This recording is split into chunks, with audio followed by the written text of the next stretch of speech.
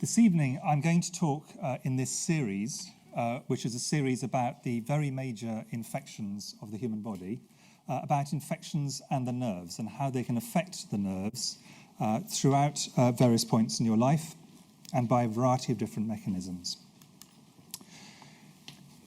The brain thinks, and last time we talked about infections in the brain, but the peripheral nervous system, everything that basically happens in this talk I'm going to be talking about from the neck downwards, acts and senses. So every sensation you have, every action you do depends on having an intact, effective nervous system. And for the purposes of this talk, I'm going to divide the nervous system, peripheral nervous system, into 4 different sections. The motor system, this controls your movements, controls your muscles. The sensory system, and this is what allows you to feel, touch, pain, temperature, hearing, sight, stretch, a variety of different forms of sensation. The autonomic nervous system, which is what allows you to regulate fight or flight, so you can actually suddenly do things very actively or not, and maintains your basic functions.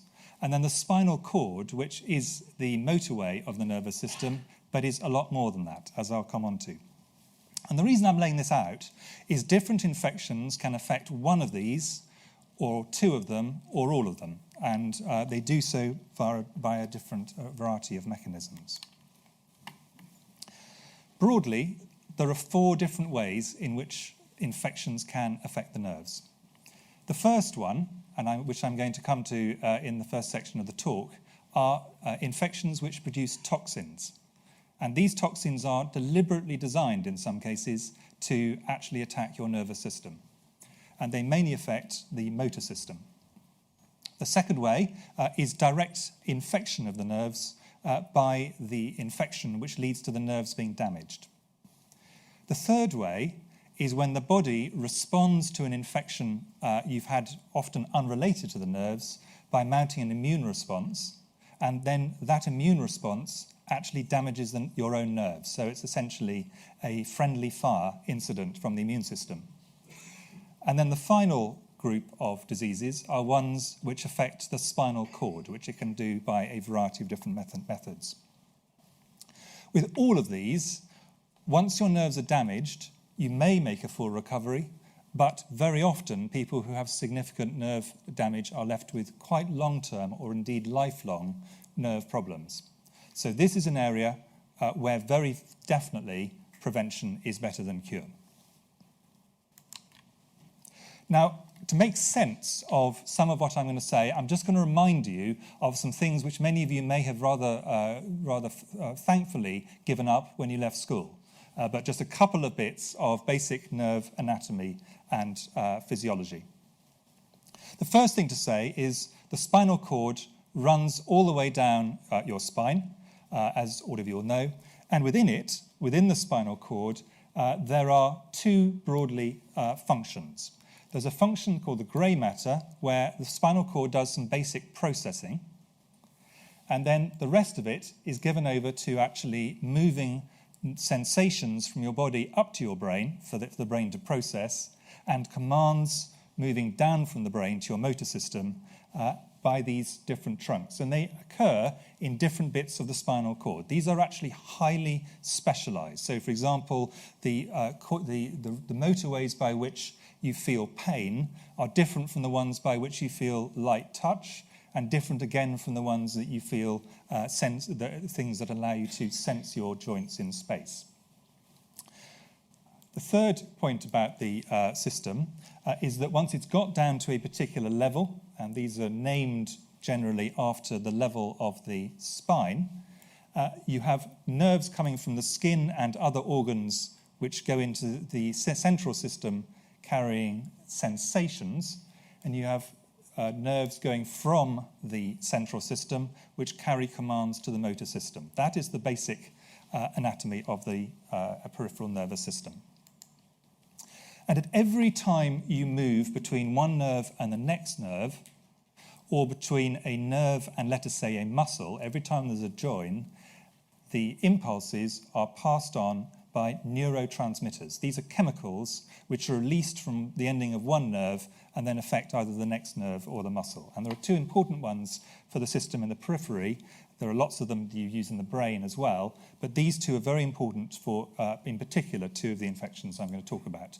A chemical called acetylcholine, and this is a chemical that's released, and it generally leads to an excitation. It actually does an active thing, including the motor system.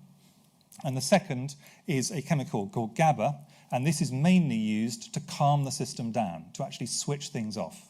So it's a negative feedback. So that's the bit of basic physiology I just wanted to remind you of. I'm going to start off with probably the worst of these infections, but several of the nerve infections are very bad indeed. But if I had to choose which infection not to die of, my least favourite would be rabies, and which we talked about last time, and my second least favourite would be tetanus. Dying of tetanus is an incredibly painful experience. It's a disease which can happen in general either in adults or newborns. It's caused by a bacteria, Clostridium tetani, which lives normally in the soil or in particular in animal dung or manure. So it's a very common thing. It's in almost every country in the world, which is in every country in the world. And the ways people tend to get it are either in agriculture, so people who, for example, have agricultural accidents, who strike themselves, who shove a manure-covered fork into their foot after when they're doing their roses. These are very good ways to get tetanus. Or if you actually have childbirth in an unclean environment or using unhygienic methods. And both of these paintings, this painting is a very common one from religious paintings. This is not the ideal way to have childbirth under modern circumstances.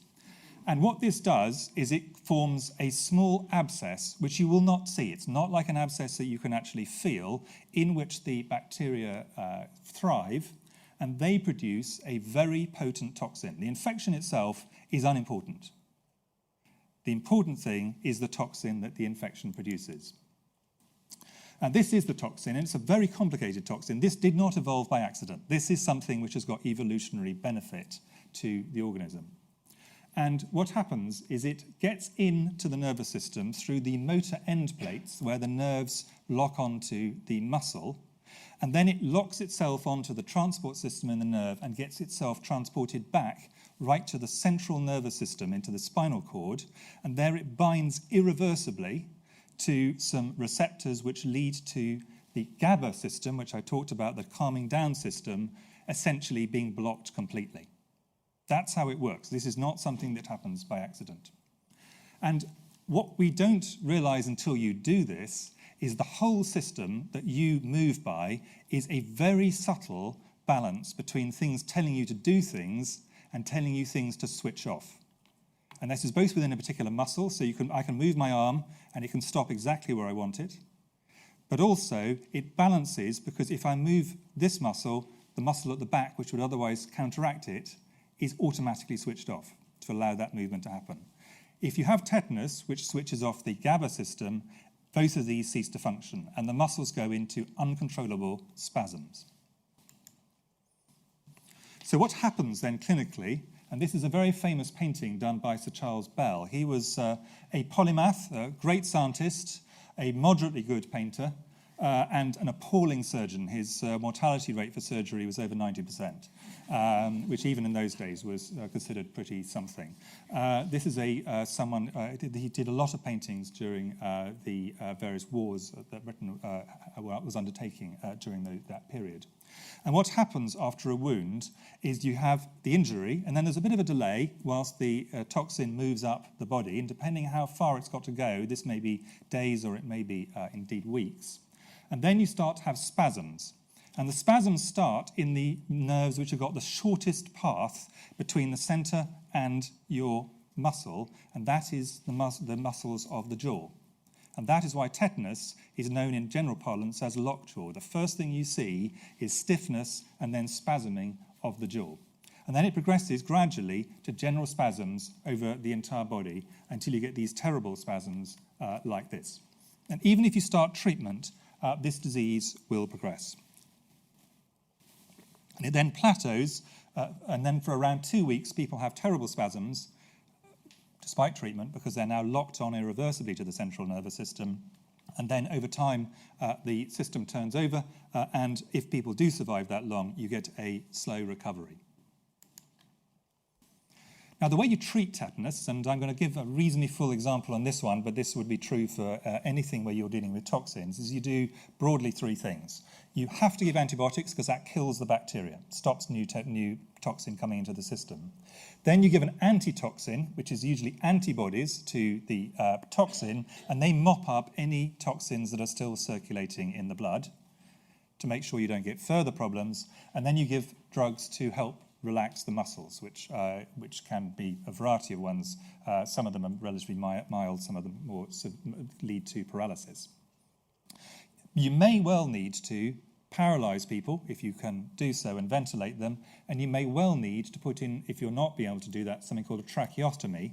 And the reason for doing that is the biggest danger of sudden death is the larynx, your vocal cords, themselves going into spasms. So you swallow, they get touched, the muscles react, they go into spasm, and you die almost instantaneously, essentially of suffocation. So you have to put in a tracheotomy below them so that actually people can breathe. Feeding people is very difficult because if they swallow without a tracheotomy, they're going to cause laryngeal spasm potentially, and it has an extremely high mortality. In low resource settings, this can be up to 80% in adults and 100% in neonates. So this is a very serious disease. Fortunately, there is an extremely effective vaccine for tetanus, which is the reason we now have so little of it in most countries. And the toxin is the thing which the vaccine goes for. So it's not a vaccine that is trying to stop people getting the disease. Probably several of you will have had a tetanus infection at some point, and it's going to cause you no problems at all. What it's trying to do is produce an antibodies to the toxin, and that stops you getting the disease, because the disease is due to the toxin, not due to the infection. So the way you do this is you inactivate the toxin, becomes what's called a toxoid, and then it's put on something which stimulates the immune system, because you need to put something which makes the immune system recognize it. And this is a relatively old vaccine. It goes back to the 1950s. It is highly effective. If you've had full tetanus vaccination, you will not get tetanus. There obviously isn't a herd effect. So with many vaccines, if you're anti-vaccine for bizarre and, in my view, completely unscientific reasons, and you have no vaccines, for many things, if everyone around you is vaccinated, they are protecting you. That's called the herd effect. In the case of tetanus, it's not passed on from person to person, so you're only protected if you are vaccinated. The protection is specific to you. It has no effect on the general population. Fortunately, given the fact that neonatal tetanus is a big issue, you can vaccinate mothers to protect newborns. So vaccinating mothers, particularly in low-resource settings, is absolutely essential. And you can give it with a number of other vaccines as well. The most important form of tetanus in many places is neonatal tetanus. This is tetanus in small children.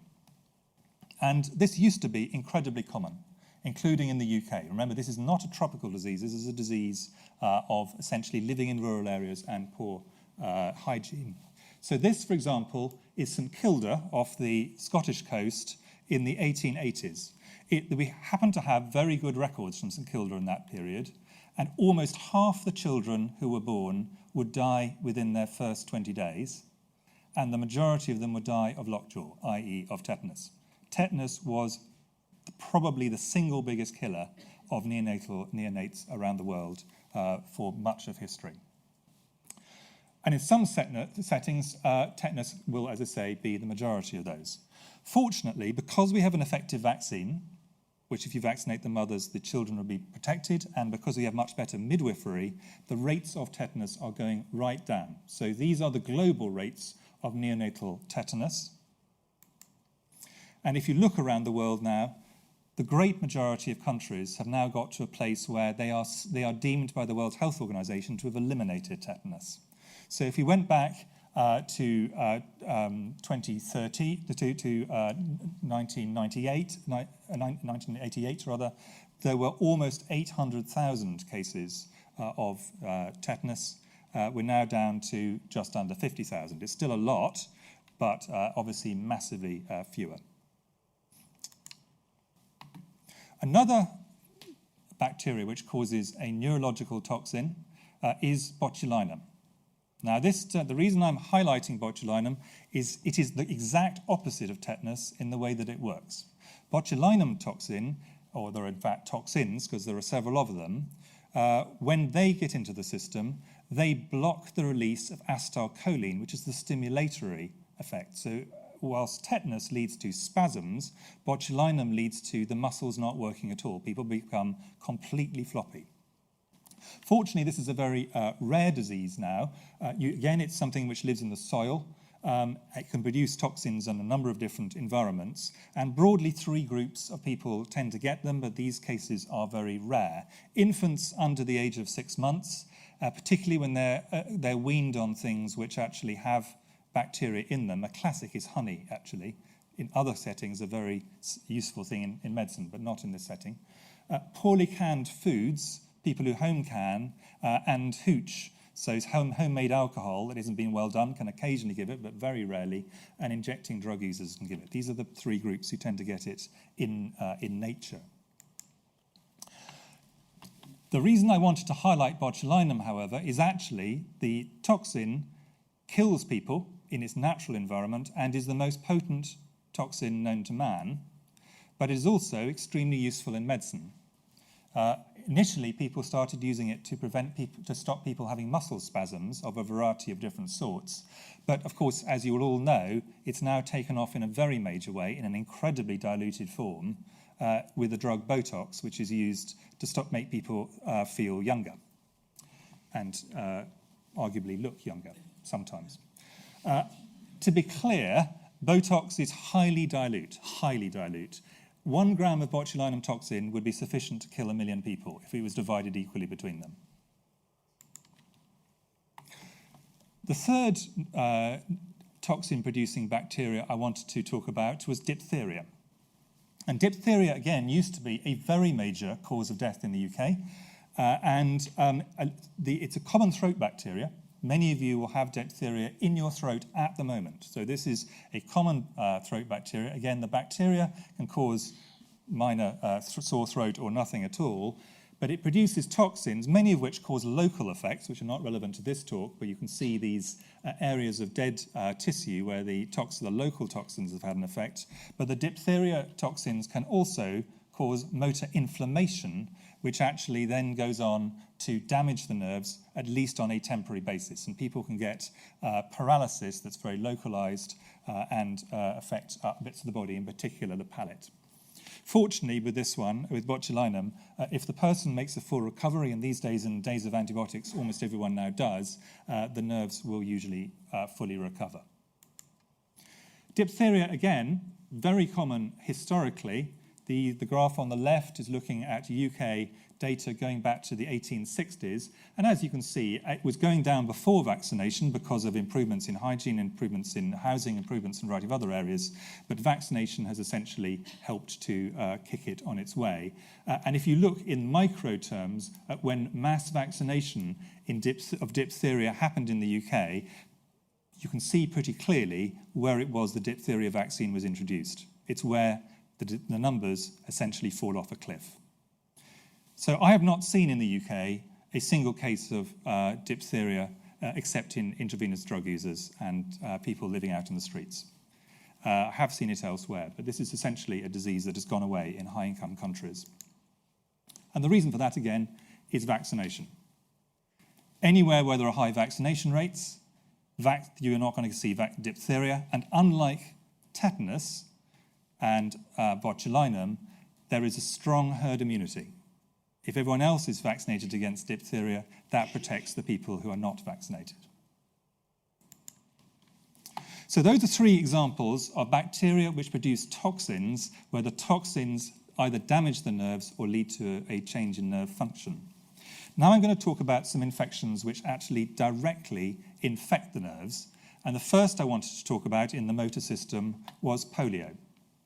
Polio is still a threat, but a now almost extinct threat, which I'll come on to, but it used to be very common. This is a ward of people in the USA with polio in iron lungs, who had complete paralysis, including of their respiration. And much more commonly, around the world, there are still very many people who have paralysis of one or more limbs as a result of polio infections they got in childhood. So polio is an enterovirus. That means it's passed on fecal-orally. It gets from someone else's insides into your mouth. I don't think about it too much, but that is the route by which it is passed on. And it then multiplies in the gut and multiplies in some cases, in a minority of cases, in the motor nerves. And it kills them or causes a temporary or permanent paralysis. And there have been major outbreaks, especially in children, including in the US and in Europe. So polio is an historically global problem. Because of that, the World Health Organization estimates that there are still between 10 and 20 million polio survivors in the world today. Now, in the 1950s, two different vaccine approaches were introduced, one of which was an injectable vaccine, and the other one was an oral vaccine, which is called live attenuated oral vaccine. So this is a live virus, but it doesn't do the things that polio can do in terms of damage. It can replicate in the gut, but not in the nerve. And the advantage of the oral vaccine is it's incredibly easy to give. Many of you will have had it, most of you probably will, a few drops on a sugar lump. And it has the additional advantage that children in particular, given this, can spread it around to all their friends, because children are like that. Because it's live and attenuated, therefore that infection, that safe infection, will spread, producing immunity to polio through the general population. It has one con, and it is an important con. In about 3 in a million doses, the vaccine will turn back into a wild type, which can then go on to cause paralysis. Small numbers, but not zero. And this is becoming increasingly important as the number of true wild polios have gone right down. Actually, the number of vaccine-derived polio cases is now higher than the number of true cases. So what we're going to have to do is move over increasingly to the non-live vaccination injectable. And if you look at the effect of polio vaccination, it is quite dramatic. So this is epidemics occurring in the USA on the left, what happened when the first vaccine was introduced and then when the oral polio vaccine, and essentially polio disappeared. And on the back of the early positive experiences, there had been a strong intention by the World Health Assembly on behalf of the globe to lead to global polio eradication. And we are 99.9 recurring of the way there, in the sense that if you look at all the different continents of the world, as a result of mass vaccinations against polio, polio has virtually disappeared. But there's an important word in that sentence, virtually. And if you look at polio, it's gone from virtually everywhere in the world, but we still have small outbreaks of wild polio in areas of war or unrest, so in Waziristan in Pakistan, in some of the more frisky bits of Afghanistan. And then we have some cases in orange of the orally derived polio, where the vaccine has led to small local epidemics. So we need to mop this up. And eradication is tantalizingly close. So we had 350,000 wild cases in 1988. We had 29 in 2018. That's data from last week. It may just go up 1 or 2, but basically very small numbers. But we're not there, and we've been tracking along in very small numbers for the best part of 15 years now. So the tail end of eradications are difficult, as I talked about in a previous talk. Polio is the main cause of flaccid paralysis, but it is actually not the only one. Some of the other enteroviruses, which are extremely common, to be clear, children will go through childhood and will get them from time to time, can cause acute flaccid paralysis. Flaccid meaning floppy. So paralysis where people's muscles are floppy. The others are fortunately very rare. They do exist, though, and they do tend to come in spikes. So there was a spike in the UK in the last 3 months of last year, in 1918. where we saw 28 cases scattered across the UK. These weren't just localised in one place, but they produce a polio-like syndrome, but from a different kind of virus. And the same is true in the US, and I've put up a map of the US just to make the point that this occurs everywhere. 1 or 2 cases in every state, rather than highly clustered, but they do tend to be quite seasonal, and it is likely that one virus in particular, something called EVD68, if you like that kind of thing, which causes a respiratory infection, are the culprits where these occur, but very small numbers. So that was direct invasion of the nerves. Then we come on to immunological damage to the motor nerve system. And here there's an important syndrome. A syndrome is a collection of symptoms called the Guillain-Barré syndrome. It's actually a group of different diseases and not just one. And this is caused almost certainly in almost all cases by the body's immune response to an infection. So it's not the infection is damaging nerves directly, but the immune system is mounting a defense against the infection, and in doing so damages the nerves by accident. And it can rarely occur after various infections. A few of them it's more common than others. So, for example, there's a well-known gut bacteria called Campylobacter, which is known to be associated with this syndrome. CMV, cytomegalovirus, and Zika virus, recently we found, is now associated with this. So various infections can do it, and very occasionally some vaccines can do it as well. For example, the vaccine used against the 1976 influenza vaccine very rarely caused this. And what this does is some of the syndrome involves damaging the nerve itself. The immune system damages the nerve. And some of them, what it does is it damages the sheath around the nerve. And what happens, as again you'll remember from school, just in some cases, is that when a nerve signal is propagating, it jumps from node to node to node through this insulation, the myelin sheath, and this syndrome damages the sheath around the nerves. It's rare, but it's every doctor who works will see a few cases, 1 to 2 cases per 100,000 people per year, pretty well everywhere in the world. This is a global phenomenon. If people have this, it typically comes on 3 to 6 weeks after the infection. So this is not a direct effect of the infection. It's because the immune system is activated. And it usually takes between a day and a couple of weeks to reach its severity. And what people start off with is weakness of the lower limbs generally. So generally it's the legs, and that gradually ascends until it gets up as far as the chest in some cases, the muscles of respiration. And this is what can cause problems.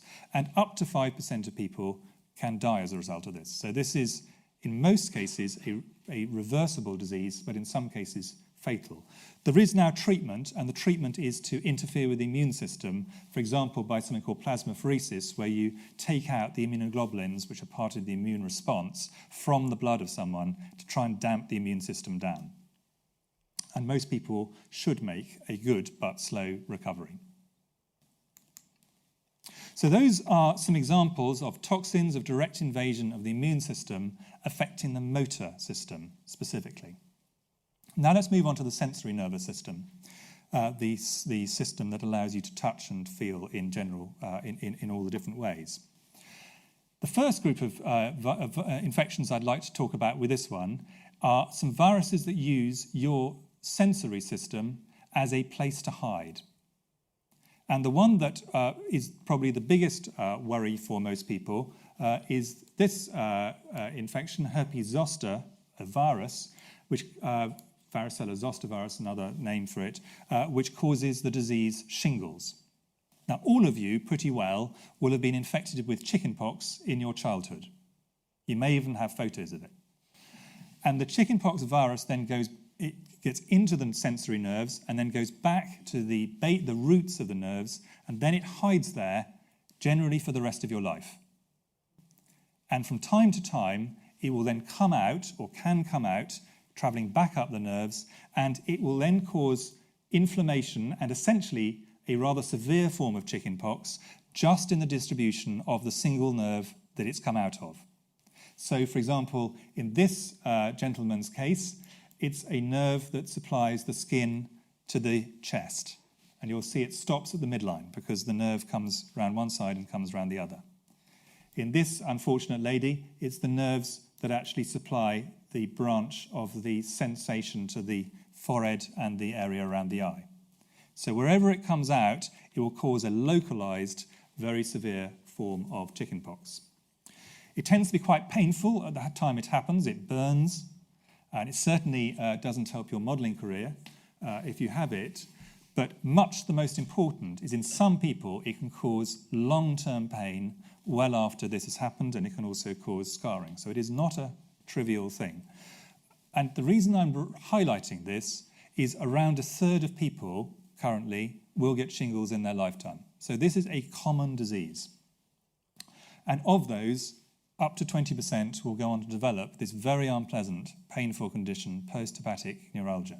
And to be clear, this is not a trivial pain. Some people have contemplated suicide as a result of it. The pain is so bad and so difficult to manage. Now, there are two vaccines you can approach things with. The first of which is to vaccinate people against chickenpox. And that's done in some countries, including the USA. In the UK, we don't do that for reasons I'll come on to when I talk about age distribution of infections in a talk later in this series.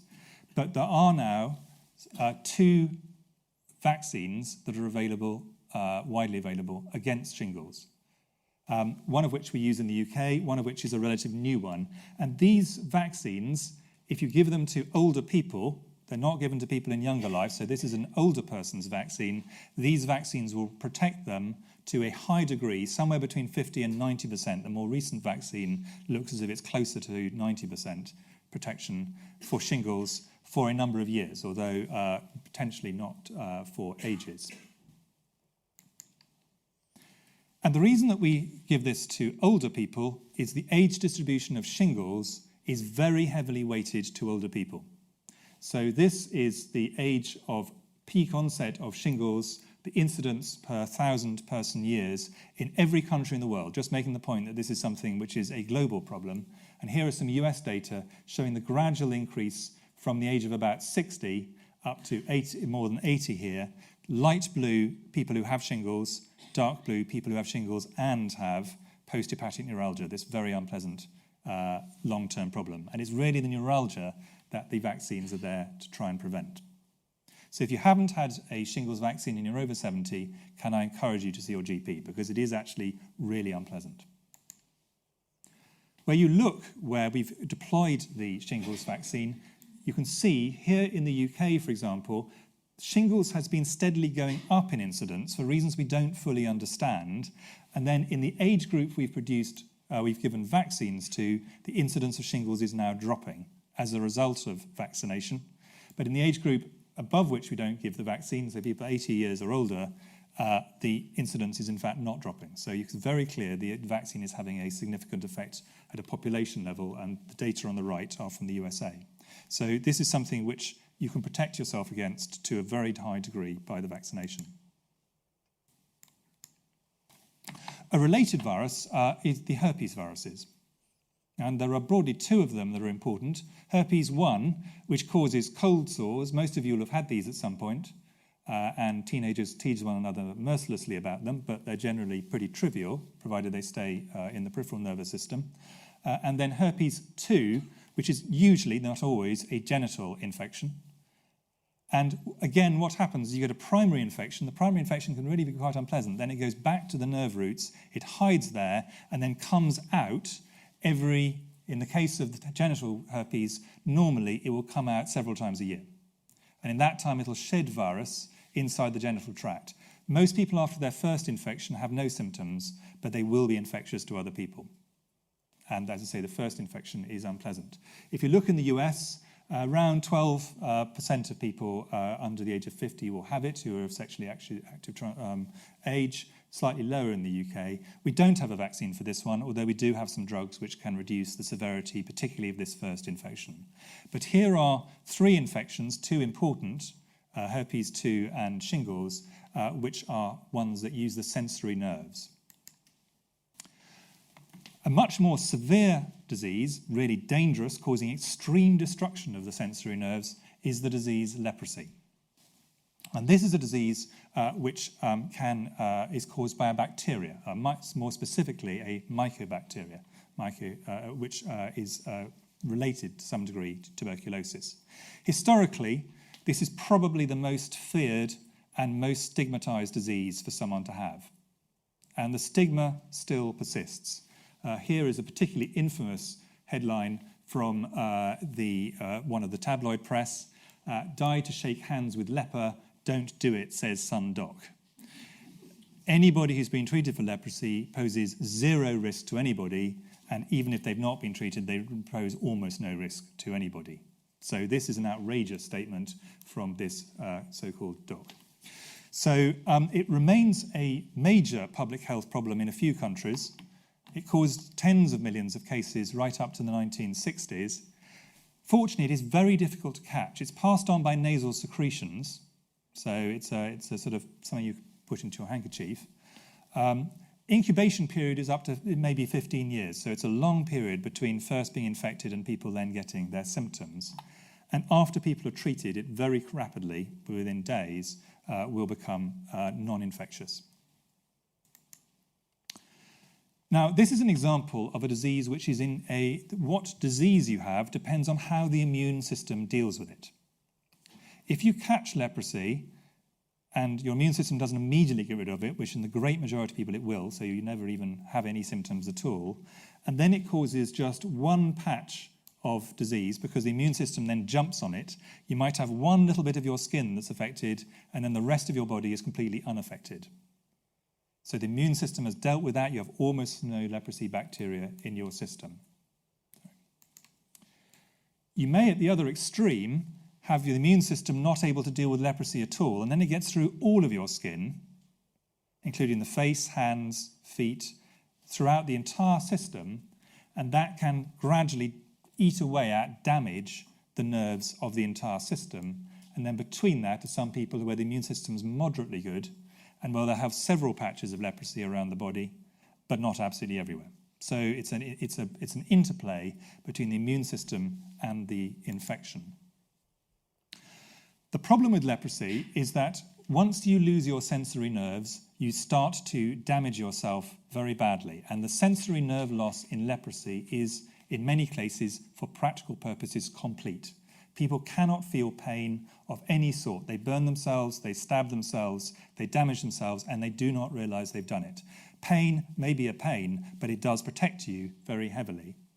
And by repeated infections, by damage to the bones and other things, you get further and further disability, particularly in cases of the multibacillary leprosy to the hands and feet, and you eventually can go on to lose fingers and toes, as this unfortunate gentleman has here. Leprosy has now been pushed right back into its heartlands, but it is still a problem in some countries. Globally, there are about 200,000 cases, and around 19,000 where children were diagnosed. And children, by definition, must have caught it relatively recently. And there are between 2 and 3 million people who are living with the disease, meaning they have the disability of the disease, even though the infection itself has gone. It is particularly concentrated in the Indian subcontinent and in Brazil, but it does happen elsewhere.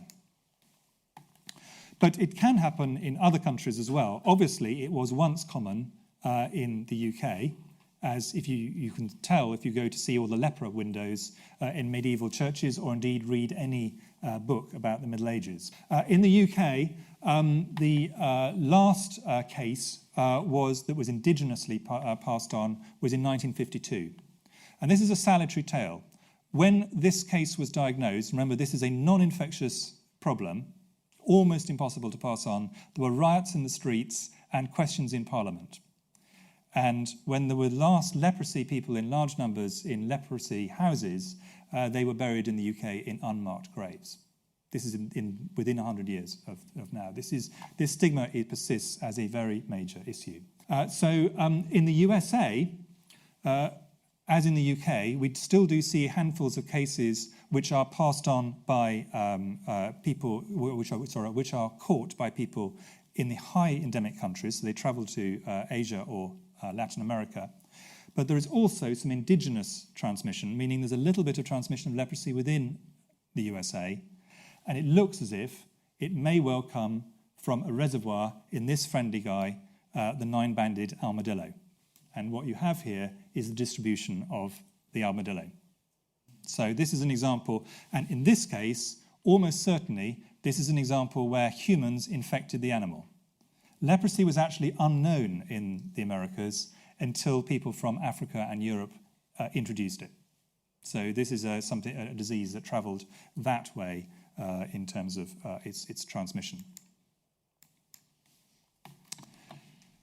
Finally, some other diseases which can cause problems with inflammation. HIV disease, particularly before we had the antiretroviral drugs, can cause inflammation of the sensory nerves, or at least damage to the sensory nerves, and it does so in a rather different way in what's called a glove and stocking distribution. And it does this because it causes damage throughout the nerve length, and therefore the longer the nerve, the further which is away from the system, the more likely it is to be damaged.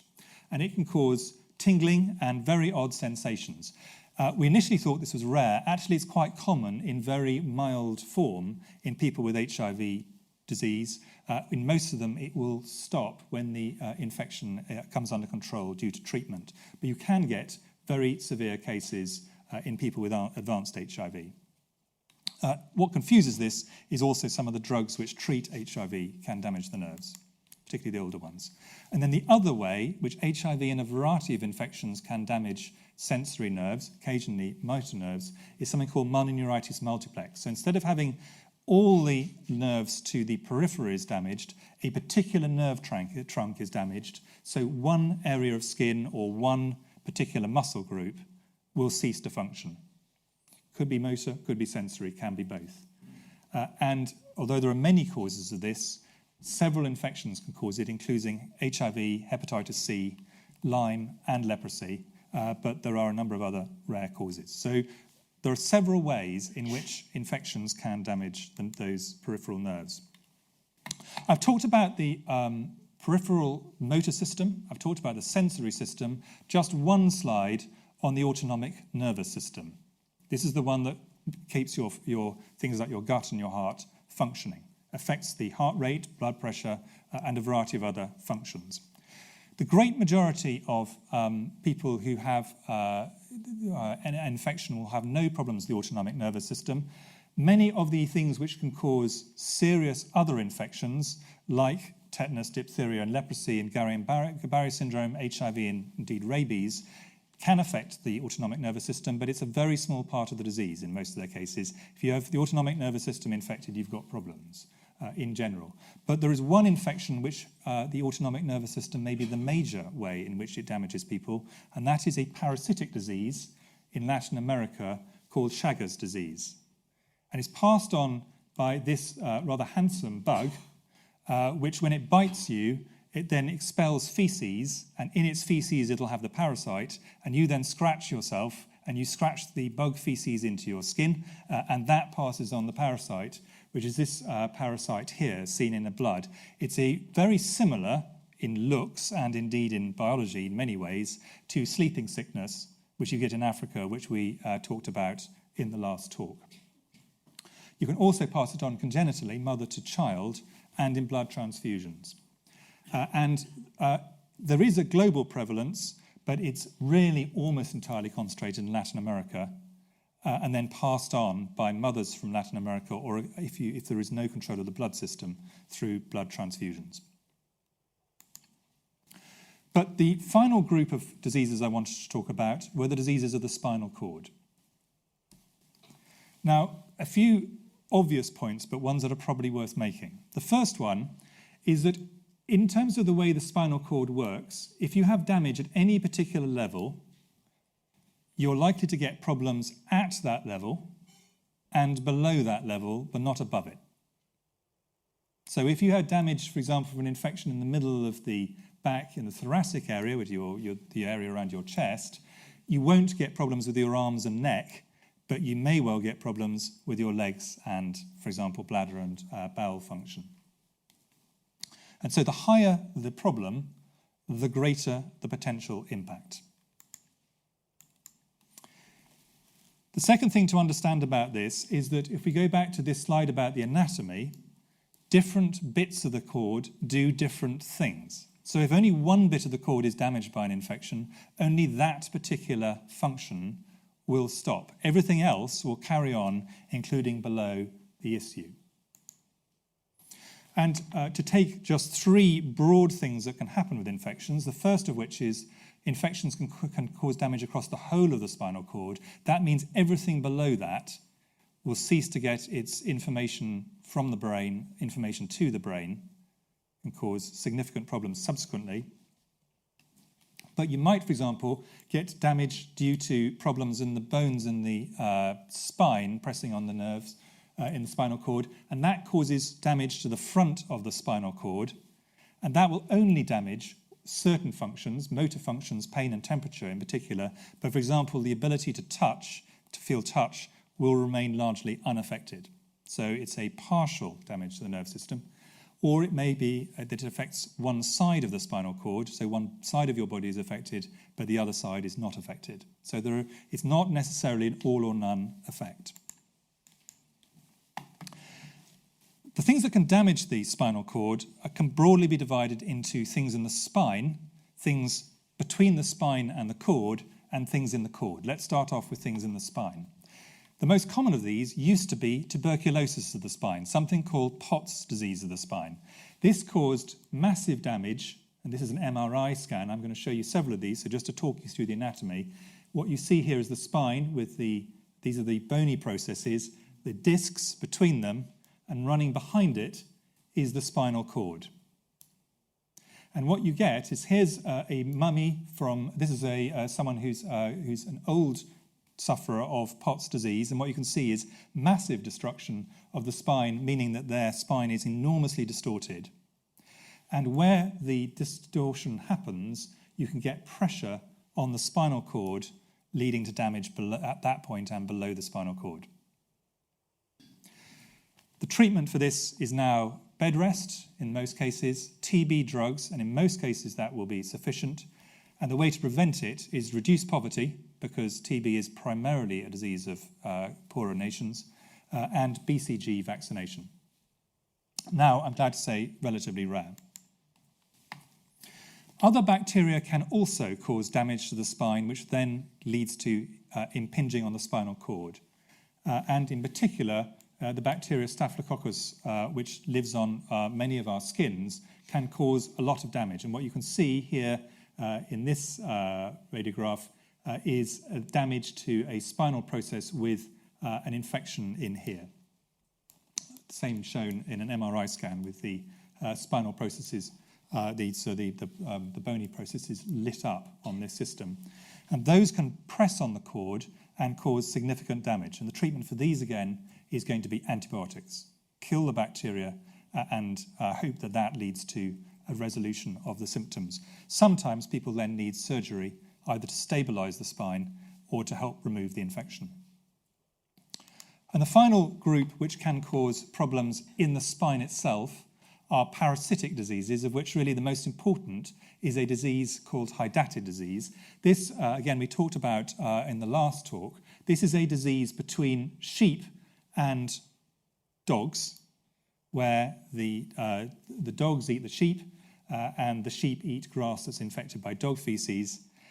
If humans catch this, we catch the sheep disease, and that parasite can actually get into the spinal column and cause pressure on the spine, causing paralysis or other problems.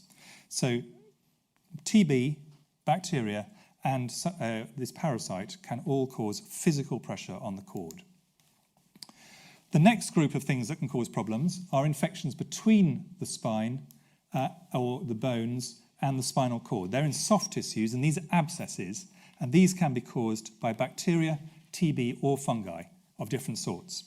And again, with all of these, what you want to do is you need to give antibiotics, which will depend on what kind of bacteria they are. The most common ones are the Staphylococcus, which are ones you get from your skin, and what's called E. coli, which are ones you get generally from urine, but there are other ways, urine in the gut, there are other ways you can get them. And these can cause significant problems, causing abscesses which press on the spinal cord and can cause spinal cord damage or paralysis.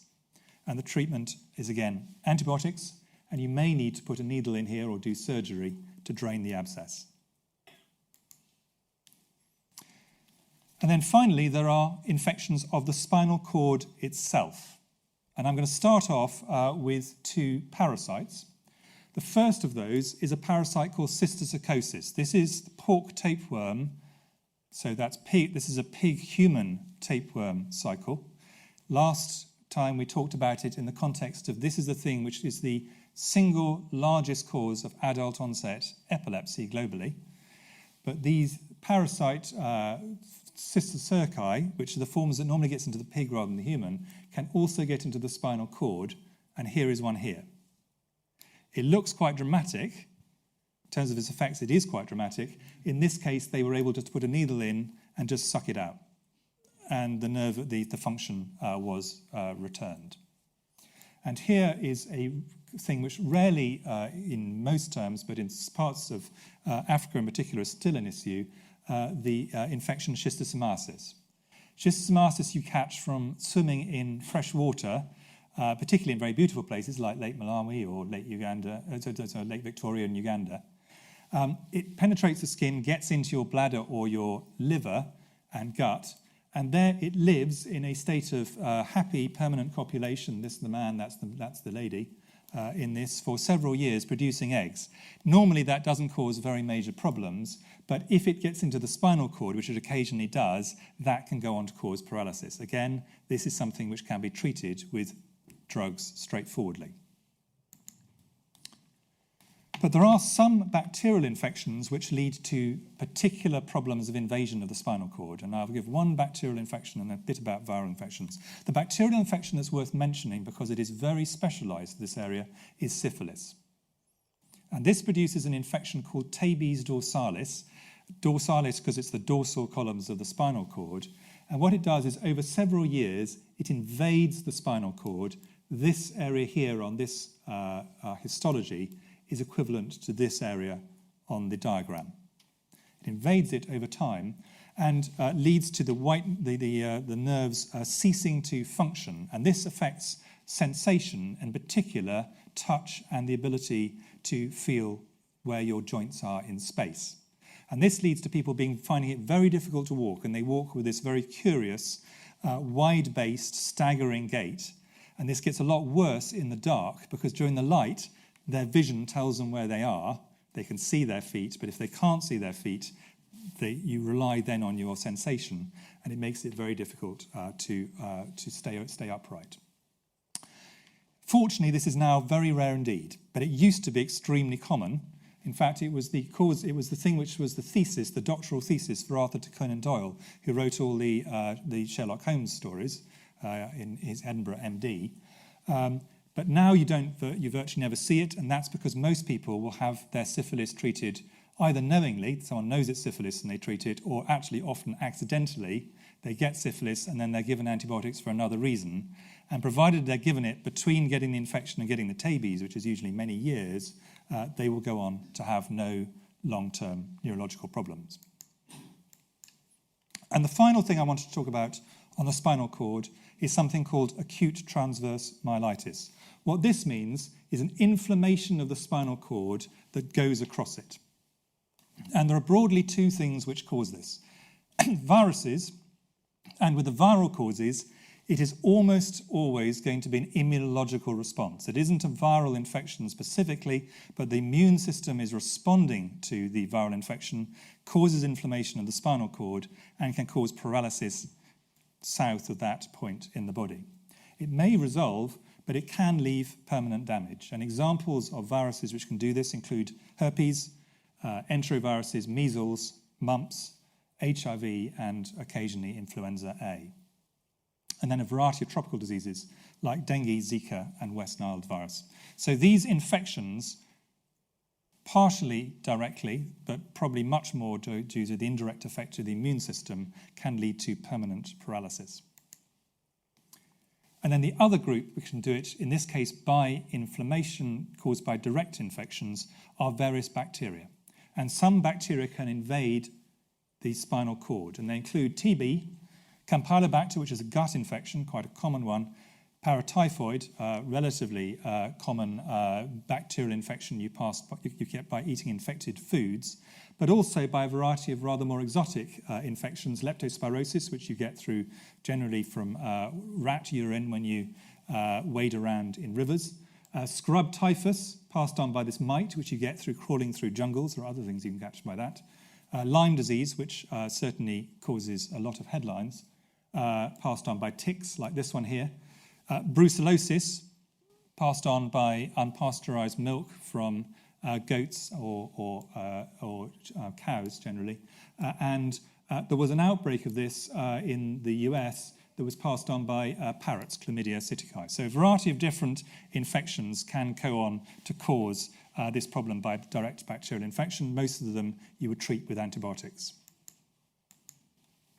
So to summarize, infections can cause damage to nerve function by several routes. Many of these infections are preventable, many of them are treatable. They can produce toxins like tetanus, botulinum, and diphtheria. They can directly invade nerves like polio, leprosy, shingles, or syphilis. They can activate the immune system like the Guillain-Barré syndrome or the transverse myelitis, and they can cause physical damage to the spinal cord by a variety of methods, as we've talked about. So if we look at these really often very severe, sometimes fatal, often seriously disabling diseases, many of the worst, fortunately, are substantially reducing. Tetanus, polio, leprosy, diphtheria, neurological syphilis are either virtually gone or shadows of their former self, except sometimes in very specific areas like leprosy. The risks from others like shingles are reducing because of particularly vaccination, but a small group of important diseases remain, and this remains, infections of the nerve remain a serious problem and are likely to, certainly for the lifetimes of everyone in this audience. Thank you very much.